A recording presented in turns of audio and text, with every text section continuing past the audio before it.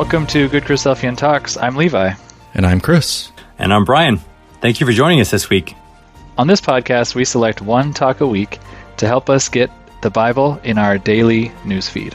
We post a new episode at the start of each week with a short intro beforehand to kind of set the stage for the talk you're about to listen to. And now, let's talk more about this week's talk.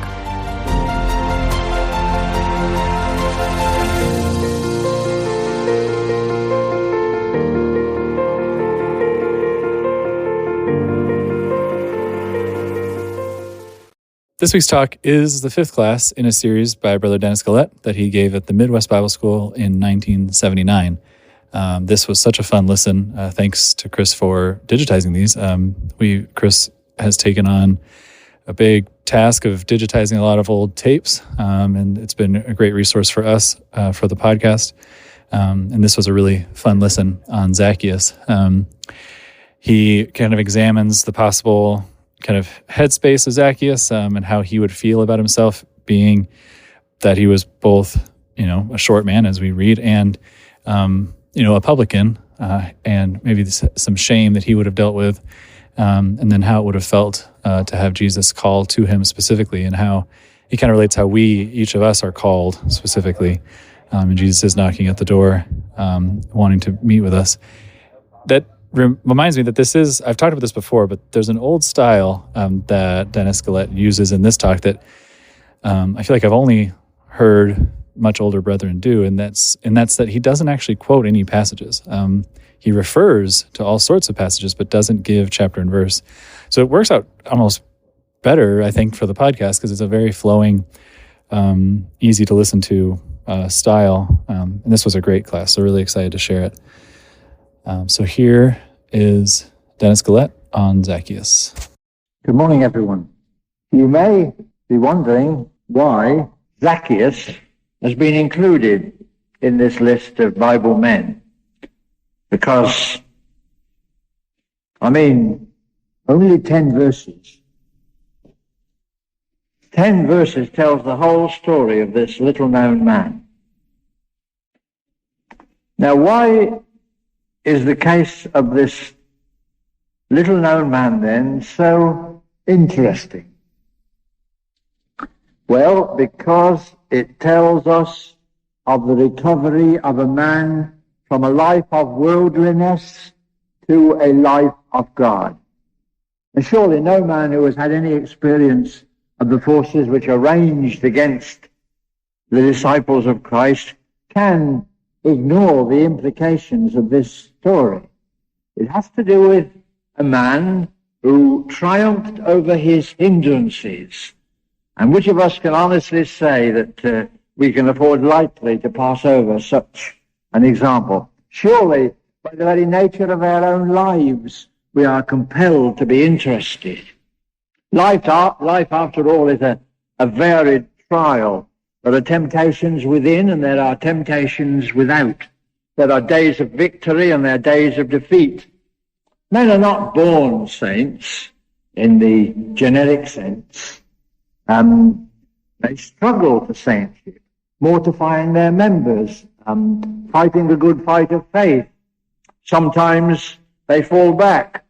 Sometimes they only just hold their ground. Sometimes they push forward. Disciples know about weights. They know about hindrances. Just occasionally they live above the snow line, but mostly they live in the valley. And their experiences are, as I say, varied. Winning new hope out of failure, gaining strength out of the realization of their weakness, wresting victory out of defeat sometimes. Men are greatest sometimes in the hour of defeat. Now, the account of Zacchaeus, therefore, is interesting for people such as I have described. And that's why we've included Zacchaeus in the list. A poor rich man. The first thing we need to notice then is a sentence in the 19th chapter of Luke. It's in verse 10. Luke 19, verse 10, for the Son of Man is come to seek and to save that which was lost. Now you could say that the world is lost. But in this case it seems that the reference is to a special class of people. People who are lost in a particular sense. Lost like sheep are lost sometimes, that is, straying from the fold and being scattered in the wilderness. Now, why do I say that, a particular class of people? Well, because of the context in which the words were spoken. And in particular, that little conjunction which introduces the words that we've just recalled. The Son of Man is come to seek and save that which is lost. Now, notice the little conjunction that introduces that sentence. It says, for the Son of Man is come to seek and to save that which was lost. The word for is used as a means of introducing an explanation of, or a proof of, the things which have just gone before. Now remember what had gone before, that is before verse 10. The narrative which tells us of a man who was lost in a peculiar sense, and the recovery of that man from a life of worldliness, as I said, to a life of God. This shows us what redemption can sometimes mean to certain people, because Jesus said, salvation has this day come to this house. Now, please God, that may be true of every house where the saints sojourn and where they assemble. But observe then that salvation comes to some men in unusual ways, because they are lost in a special sense. If I could just illustrate what I mean, by being lost in a special sense, some men are lost because of their own passions, as Balaam was by his love of gold, or as Saul was by his pride, or as Haman was by his envy, or as Judas was by his secret dishonesty. This means that some men are lost because of subjective forces within themselves, lost because of the nature of their own character. That is to say, lost because of internal causes. Some men are like that. But it's not always the case. Some men are lost because of outward circumstances which, humanly speaking, make escape impossible, mastered and corrupted by forces external to themselves and which somehow cannot be removed or evaded. Now, you see, the man we read about in Luke 19 today was in this category, Zacchaeus. Zacchaeus was a man who was lost because of external forces from which, humanly speaking, there was no escape. That is to say, Zacchaeus was a publican, and more, the chief of the publicans. And you see, a publican's profession exposed him to temptation and to the forces of evil and to corruption in three ways. And we're going to ask you to think with me of those three ways in which Zacchaeus was exposed to the forces of damnation. One, in the way of opportunity. You see, a publican was a gatherer of Roman taxes from the Jews, as you know, but not in the way in which our inland revenue officials collect taxes today, not in that way.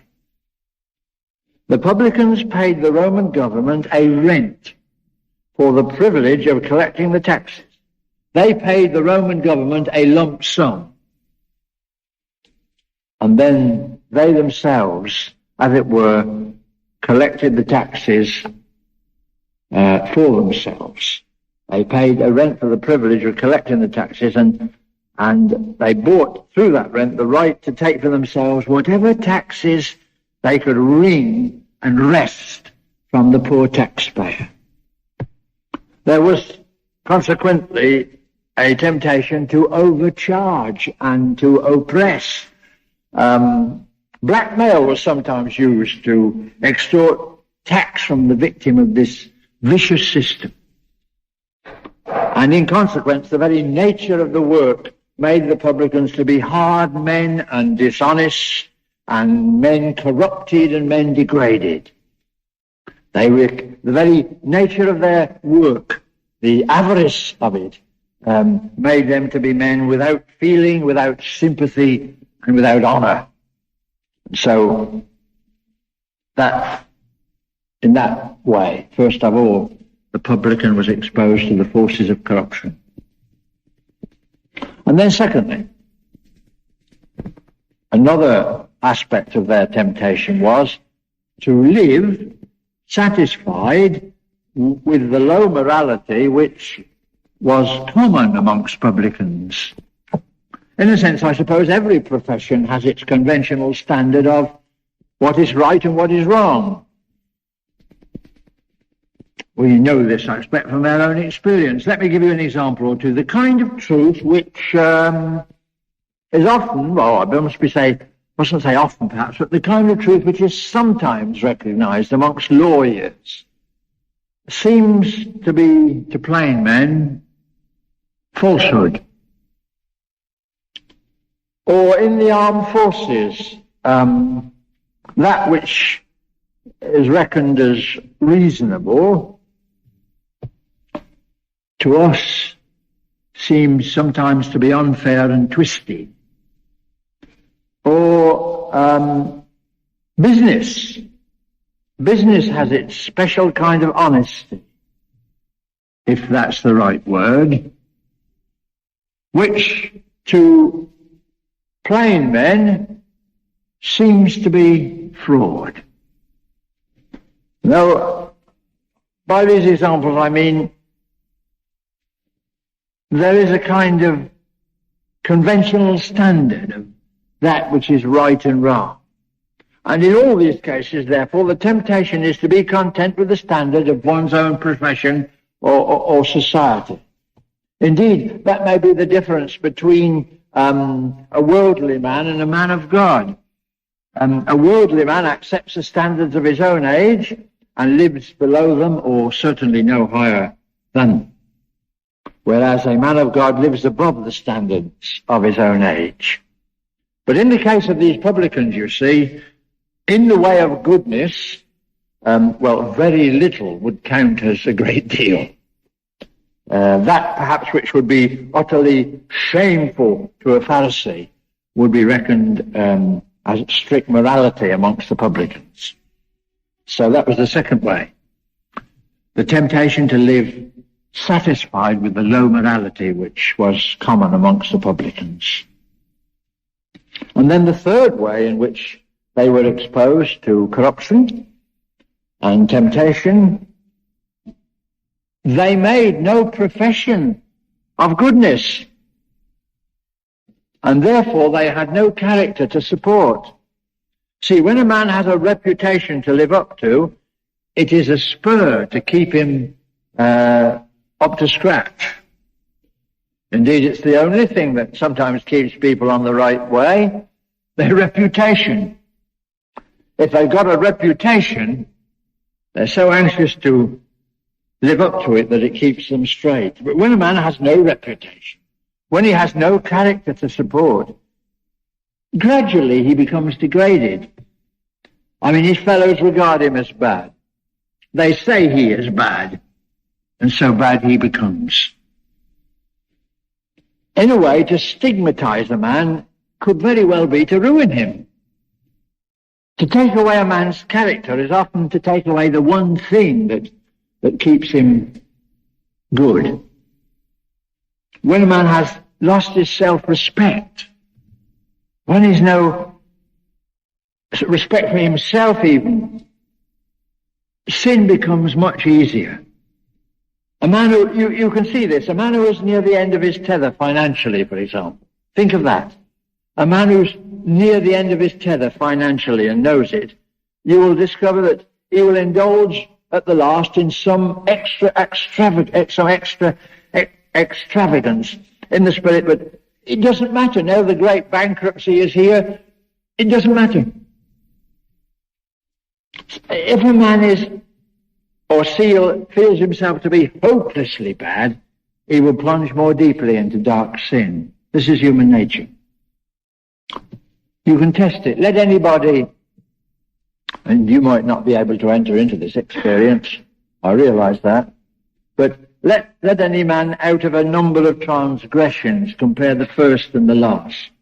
And this will be shown to be true. With the first transgression of a particular failure, shall we say, there is an utter shudder that it could happen. There is a feeling of horror. There is a violent struggle, a feeling of impossibility. That's the first. With the second, there is a feeling of impossibility. There is a feeling of revulsion. But it's not so strong as the first. With the next, the feelings are there, but less strong. With the next, they are milder, much milder. With the last, the job is done almost unconsciously, without conscience, without remorse, without turning a hair. That's the measurement. It's a picture of a man who has lost self-respect, a man with no character at last to believe in nor to support. In short, a publican. Well, that's an assessment of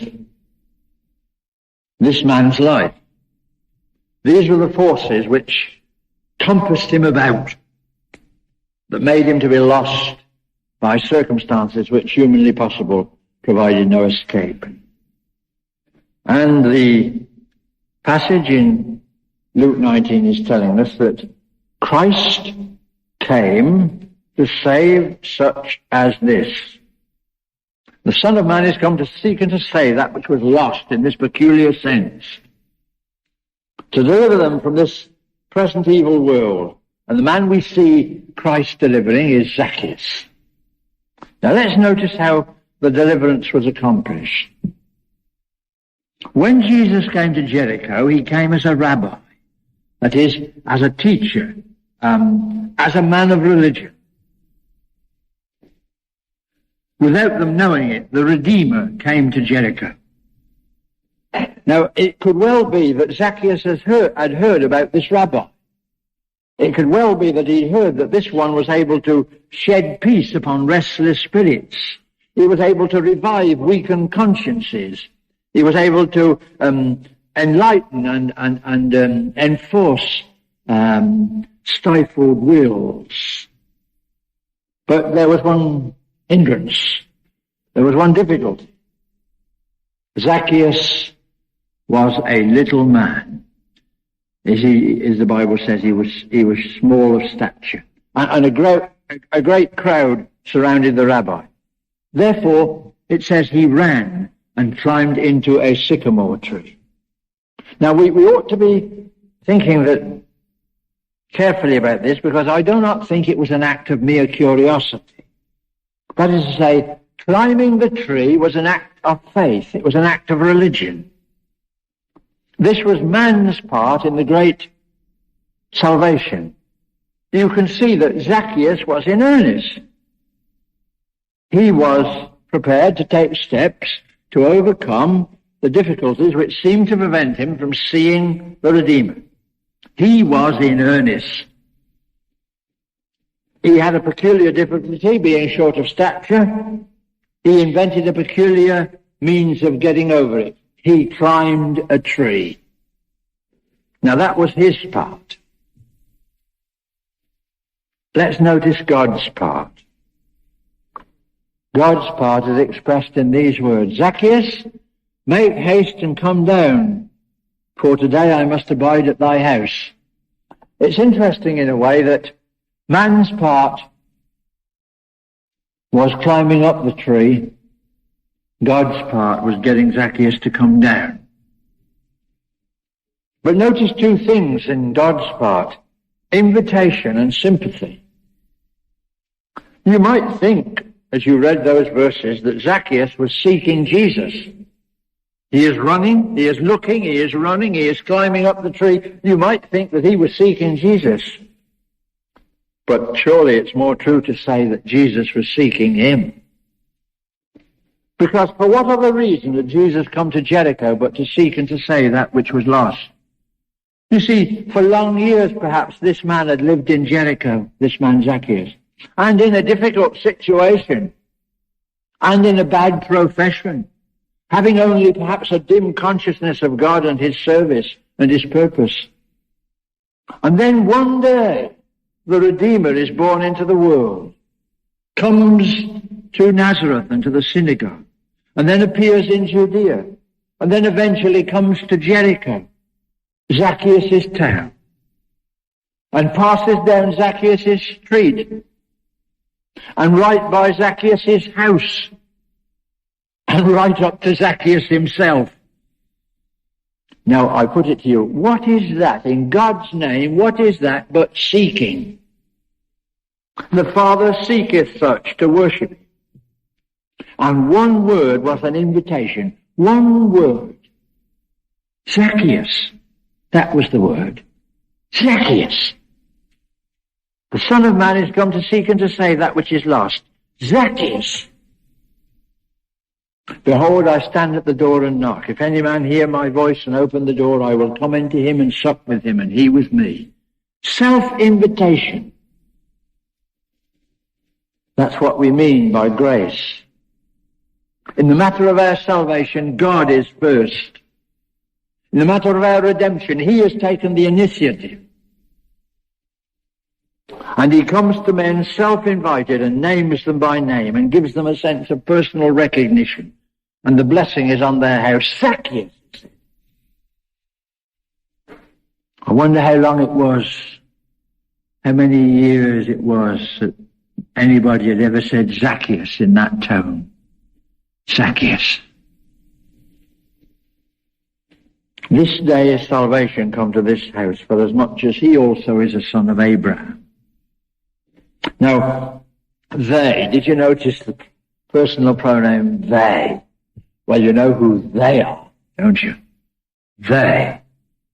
They said that Jesus had gone in to sup with a man who was a sinner. They were indignant. They were protesting. They were shocked. They were outraged. They thought that they knew Zacchaeus very well indeed. They'd weighed him up, they'd categorized him, they'd named him, they'd defamed him, and they'd dispensed with him. Because if you will use your imagination, think of Zacchaeus walking along the high street in Jericho.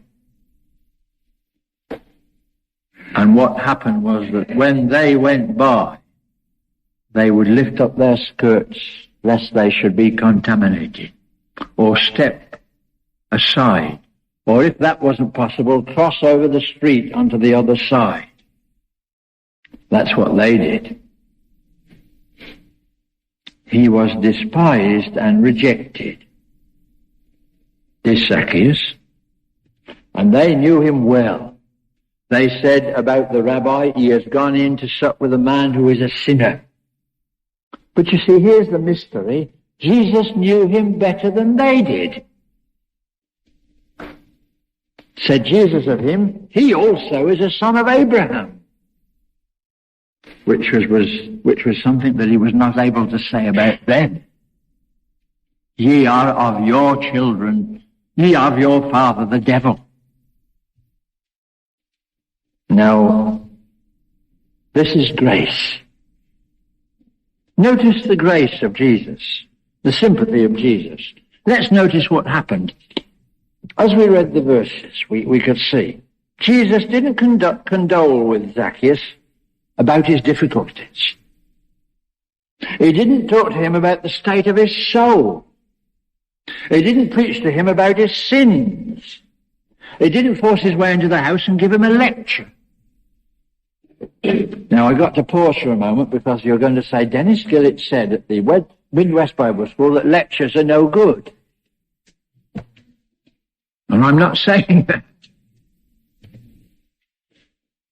I know that it's important to condole with people about their difficulties. I know that.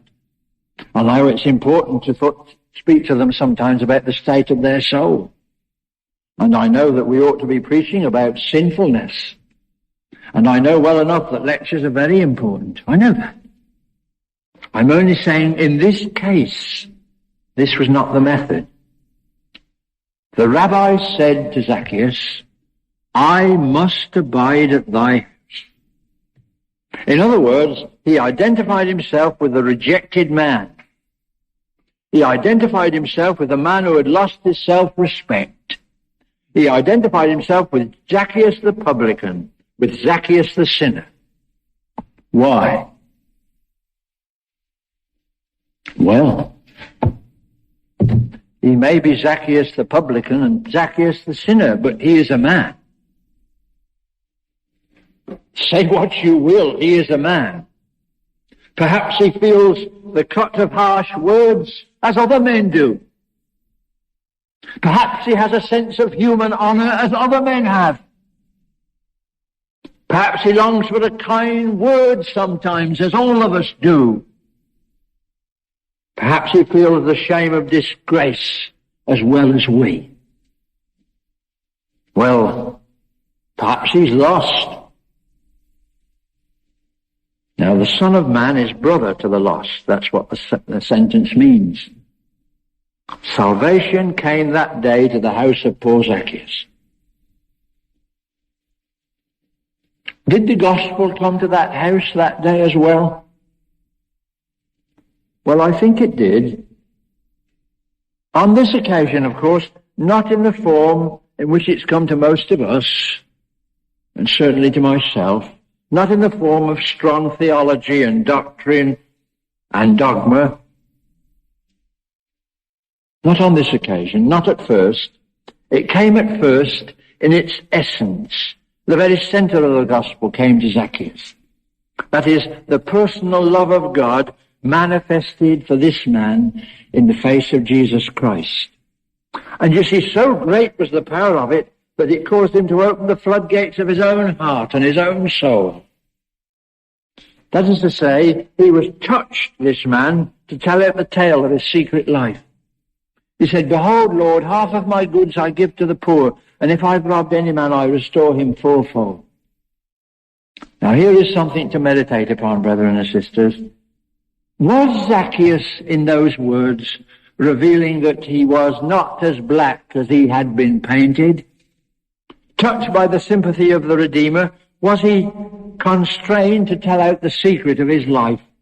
That while he was being slandered and despised and scorned, there were acts of secret benevolence in his life which he'd never paraded and through which he'd never sought to be vindicated.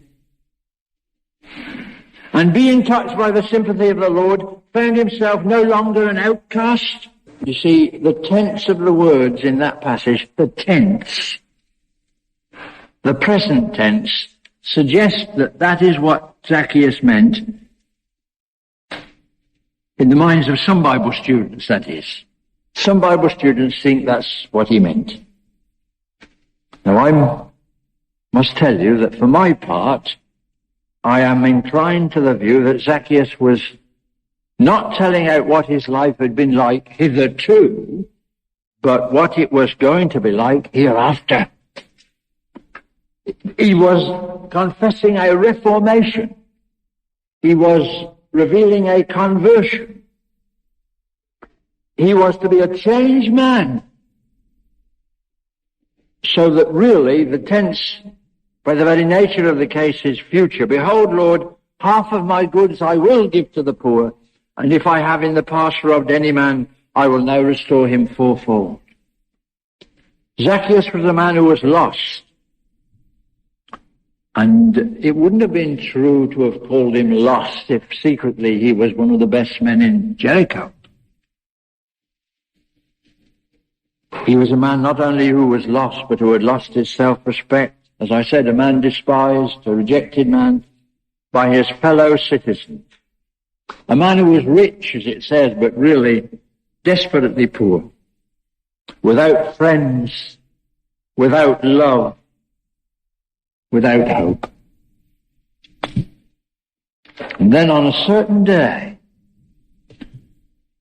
in the calendar of God, the Redeemer, whose high purpose is to seek and to save that which is lost, came to Jericho, sought him, found him, named him Zacchaeus, and saved him.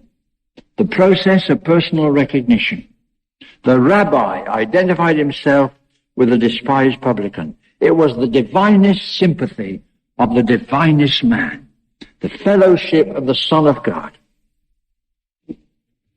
Now, it could well be that Zacchaeus had spoken to God from the loneliness of that sycamore tree. You never know. Perhaps he spoke to God heart to heart and pulse to pulse, and the Son of God had sensed it, knew it, and treated him like a son of Abraham. And so the God of Abraham pronounced upon that lonely man the benediction of grace. And it fell from the lips of the man who once said, before Abraham was, I am. Well, that's it. That's the story of Zacchaeus as it appears to me.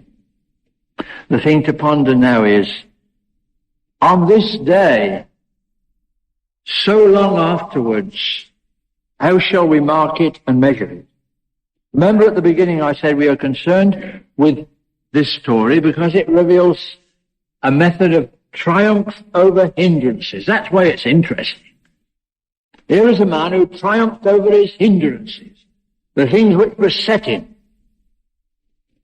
He triumphed over them, mastering the forces which we call weights, which hold us back, which impede our progress. Now, what does it teach us, this narrative of Jericho, about mastering hindrances? Well, this surely, brothers and sisters, that in the process there is God's part and there is man's part, and both are essential. What I mean is, the divine grace cannot dethrone that which we insist on not repudiating. The divine mercy cannot master that which we insist on nursing ourselves. So, man's part is your part and my part. Now, it may not be identical, your part and my part. But in principle it will be the same. I mean, no man ever trod exactly the path of his brother. Every life is a new life. Every day is a new day. Every case is a new case.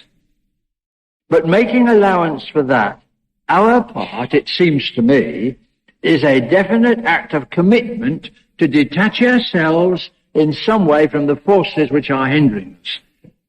Facing the forces which are hindering us, we have got to make an effort to detach ourselves to some extent from those forces.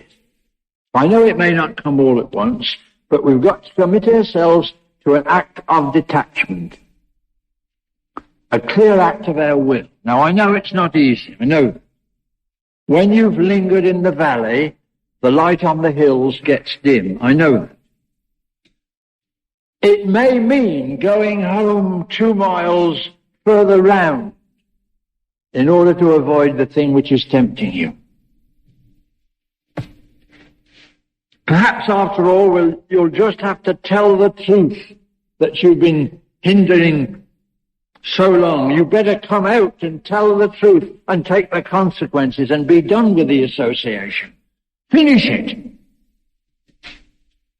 Perhaps, after all, you will have to refuse the claim and cry of the flesh, because if you refuse it once, then the next time it is less claimant. But there is no escape from this act of detachment. The fight is in the economy of your salvation and my salvation. Who, what doth hinder you that you should not obey the truth, said the apostle. We, you and I, we have got to do it sooner or later, and later's bad. So here is an argument to help us. You see, the awful thing about hindrances is this. that to go on keeping them and to go on nursing them and to go on fostering them is in the end to defame Christ. On the highways and in the city and everywhere we go, we name his name, we are called after his brethren, we own his allegiance, and yet other men, seeing our unloveliness, noticing our two-facedness, measuring our emptiness, will think badly of the one we profess to follow. They will esteem his gospel of no value because we have devalued it. That is the awfulness of persistent refusal to face hindrances. So, whatever our individual problem is, the one problem we must all face and master is this problem of procrastination. There is in the Hebrew letter, in chapter 3, one word which you will remember well. Oh, it's about verse 12 as I remember it. Hebrews 3 about verse 12. And there's one word in the sentence there which is dignified with a capital letter in the middle of a sentence. Grammatically speaking, it's an unusual thing because the word itself does not deserve a capital letter. And yet the Hebrew man has given it a capital letter, and it's the word today. Today, if you will hear his voice, harden not your hearts. Today is a word warning us solemnly of the possibility of peril, but also it's the good news of immediate possibility of good. If we put it off any longer, we may lose the sense of urgency, and if we lose the sense of urgency, we may lose the resolution. Too often, I think it's been like this. We've said to ourselves, the thing must be done. Yes, it shall be done. And it's not done. That's the trouble. We're always going to do it. That's my experience. And we don't. Did you hear that story about the philosopher who was instructing his students one day, and he said to them, my sons, the real point of our philosophy is that we shall be ready for death when it comes. And one of the students said, oh, master, thou hast spoken wisely and truly. I intend to be ready for death when it comes. And the master was very pleased, and he said, well done, my son, and when do you intend to start preparing? And he said, well, about 12 months before I die. It makes us laugh. Yes, it makes us laugh, and you know, too many of us are living on that philosophy. We're going to do it. There's always time. We've measured it. And the truth is, we don't have that sort of calendar. I believe that more people miss the highest and descend to the lowest through this matter of postponement of the one thing that ought to be done than for any other cause. Zacchaeus was short of stature, but he was not short of resolution. He ran to the trees, it says. Every word in the Bible is important. He ran to the tree. That was his eagerness. He had a sense of urgency. That's why he dined with the Redeemer that day, and doubtless will dine again. Now, brothers and sisters, if you've read your Bible carefully and reverently, if you've prayed humbly and sincerely, if you've listened to your enlivened conscience openly and attentively, then you will not need any speaker to tell you the one thing you have to do, because it's not his business and he wouldn't know anyway. You know. If you've done those things that I've just related, you know that Christ has put his finger upon the thing which you have got to do. It may be the thing that must be abandoned. It may be the new duty which has got to be faced, or the new attitude which has to be assumed, or the restitution that must be made. You will know. And now the word which he speaks to you and to me in the light of the realization is this: today. Today, if you will hear his voice, harden not your heart. Now, that is your part and my part in the process of overcoming hindrances. Let's think finally of God's part. God's part is discovered in the sentence from the lips of the king, "Today I must abide at thy house." He is the same yesterday, today, and forever. He was susceptible then in Jericho. He is susceptible today in Midwest. If that's not true, then we have been grossly deceived and led astray. So let's be sure there is nothing in our house that makes his presence impossible, and then we can depend upon the promise. It means in practice that in your act of resolution you will be encouraged, you will be strengthened, you will be fortified by his word, by commerce with heaven in prayer, by the fellowship of the saints in this place and everywhere else. And if that's not true, then the Bible is false. It says that if we yield to Christ's words, we can translate our resolution into victory. Faith creates power. That's what it says. It's doubt and procrastination that make for weakness and cramps our energy. This is the victory which overcometh the world, the hindrances, our faith. You know, in the Philippian letter, the great Apostle Paul said something with superlative confidence, which you've already remembered this week, I know. "I can do all things through Christ which strengtheneth me." Now, surely he wouldn't deceive us, would he? Not this man. He said, "I can do all things through Christ which strengtheneth me." He wouldn't deceive us. Again, now unto him who is able to guard you from stumbling. Would such a good man lead his comrades astray? Or again, work out your own salvation, for it is God that worketh in you. Would he speculate only? Isn't this the truth? Isn't it telling us something vital? That it's telling us that the man or woman who truly progresses is the man or woman who is truly linked with God. Acknowledge him in all thy ways, and he shall direct thy paths. And when he directs, it must be for our good and for our victory.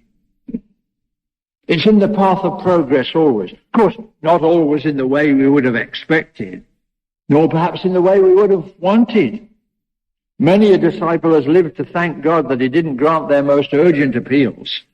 They've lived to see that had he done so, it would have been a disaster. An act of love was that which provoked the answer, no. He refused their most urgent appeals for love's sake. He is so careful about your progress that he will make no truce with anything that can hinder and harm those upon whom his love is set. Our God, it says, is a consuming fire. Now, that might seem to be quite out of harmony with what I've been saying about his tender care and compassion. But it isn't. He is a consuming fire for the destruction of that which halts and hinders and hurts the progress of his servants, if they will yield themselves to him. He will restore the years that the cankerworm hath eaten. His care is constant. He careth for you. Either that's true, or this is false. Love, the Prince of Poets. Yes, the Prince of Poets once said, "Love is not love which alters when it alteration finds." And his love never alters. His love does not falter when we fail. It may be that the voice is saying to somebody in this house today, "Today I must abide at thy house." And that self-invitation, a sense of personal recognition, Zacchaeus, or your name, upon the soul who is willing to respond. Now upon such, wherever they are, in whatever condition they may be, if they respond, he will pronounce his benediction. And so for our soul's sake, brothers and sisters, let us each one now, this day, avow ourselves to be his more and more. Listen for the voice which speaks to us the thing we must next do. We shall know. We shall know without any doubt what it is. Let's listen carefully. And knowing it, let us be true and let us do it, consenting without demur, without argument. This one thing I do, said the man of God. This one thing I do, forgetting the things which are behind. I press forward toward the mark of the high calling of God in Christ. May God grant to us this day to feel in our deepest heart that that is true.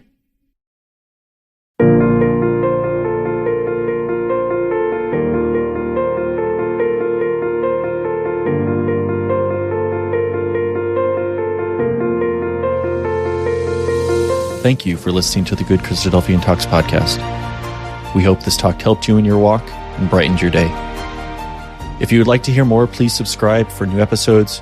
We are on all major podcast platforms and also on YouTube. If you enjoyed this particular talk, please share it with someone else who you think might enjoy it too. For show notes on the talk you just listened to, visit our website at GoodChristadelphianTalks.com or check out the show notes section of your podcast player. Please share your thoughts on the talk from this week on our Facebook or Instagram pages where we are at Good Christadelphian Talks, or leave a comment on our YouTube channel where these talks are posted as well. If you enjoy listening to the talks that we post and hear one that you think we should share, please tell us about it. You can send us a suggestion using the Contact Us tab on our website or message us on any of our social media accounts. Thank you for listening. God bless, and talk to you next week.